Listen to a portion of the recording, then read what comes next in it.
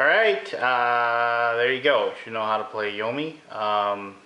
Sorry, I do something cool like spinning the box around or something. Actually, what I tried to do is I had a good idea for this. I went downstairs in my basement, and as you may or may not know from other reviews or whatever, I'm renovating my basement right now. So I had to place a lot of my nerdy stuff in boxes and put them away. And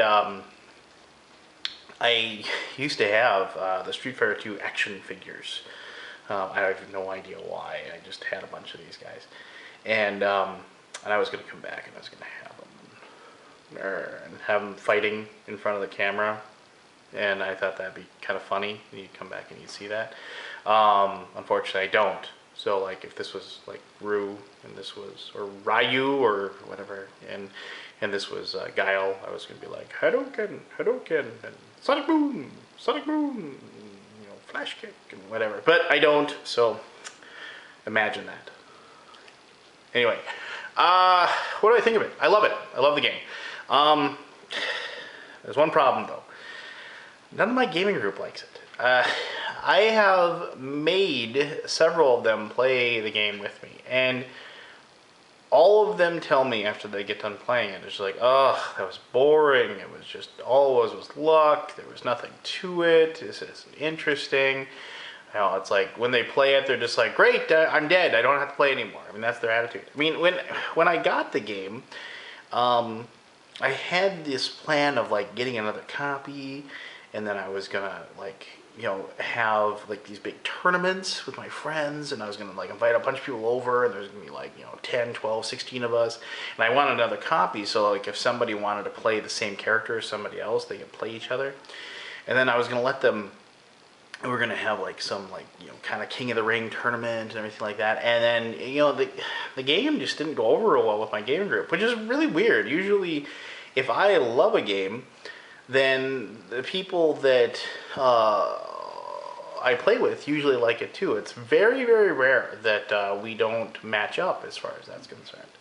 Now, I can see why some of their complaints, you know, are made. You know, that people say, oh, you know, it's rock, paper, scissors, and it's just a boring decision.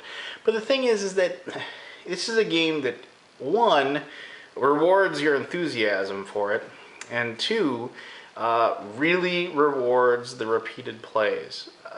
You know, the first time, if you remember this, the first time you sat down and played Street Fighter 2 or Mortal Kombat or Samurai Shodown or whatever fighting game was the very first ever fighting game you ever played. The first time you ever sat down to play it, you had no idea what the moves were. You had no idea what you were doing. You just had like, okay, these guys punch, these guys kick, you know, what am I doing? And you mashed the buttons and you tried to figure out what to do. And if the other person that you were playing knew what they were doing, you know, it's like they can maybe teach you a few moves, they can help you out. But you had to kind of learn. You had to play that game over and over again to get the feeling for the character, to get the feeling for the actions, to get the feeling for the attacks and the defenses and everything like that. And the thing is that this is the same way, which is really a credit to the creator, honestly. I mean, whenever I play this game, and I do just make my friends play it, you know, because it is a great filler. I mean, you know, it doesn't take a lot of setup. You don't need to use those big mats. You can just have a piece of paper, write down your health. And I make my friend Derek play me all the time. Derek's like the only guy who will play the game and won't hate every minute of it. He kind of actually enjoys it just because, you know, but he doesn't like enjoy it. He'll play it and he'll actually enjoy the time he spends on it. But the thing about it is that when I sit down and I play it, I always find something in there that reminds me of playing those two-player head-to-head fighting games. And it's really amazing how well that's done. I mean, even right down to the strategy. The very first time you play this game, or, you know, whatever, or the first 10 times you play this game, you're really not going to know what you're doing. And you're just going to be slapping cards down and just picking what you think is the right thing to do. And it's like the very first time you play a fighting game. You're just mashing the buttons. You're a button masher. And as you play the game, you're going to realize, oh wait, you know, I need to do this, or this is a good situation for me to use a throw, or this is a really good situation for me to use that joker. And it's as you learn the character, then you're learning your deck. You know, and just like as you're putting those quarters in over and over again and losing, you're learning that player, that character, you know, on the video game. And I really dig that, you know, like I said, it's a real credit to the designer, you know, for being able to replicate that exact same feeling. Now, I hate saying this about games because it's you could say this about any game, but you need the right group of people for this game to go over for yourself and others. And it's popular as heck, so obviously finding the people that like it out there is not difficult whatsoever.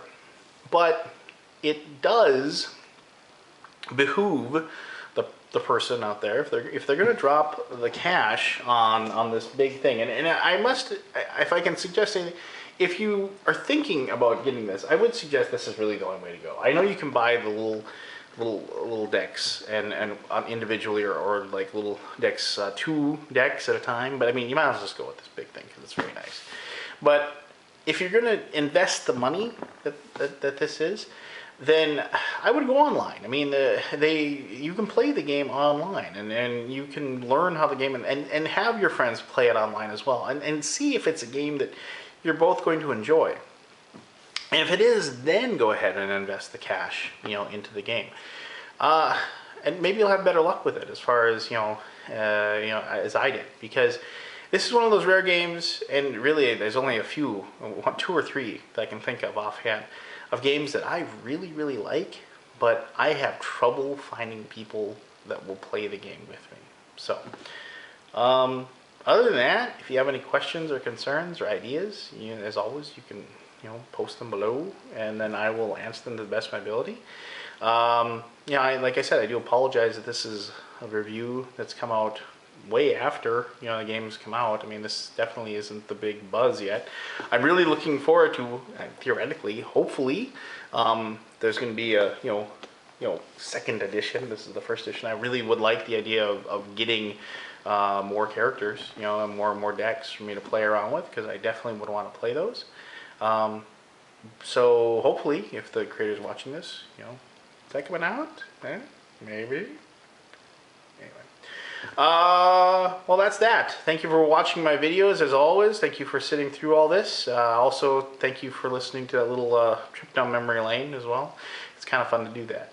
Other than that, this is Undead Viking. This has been Video Review a Week, and I will see you again soon. Bye-bye.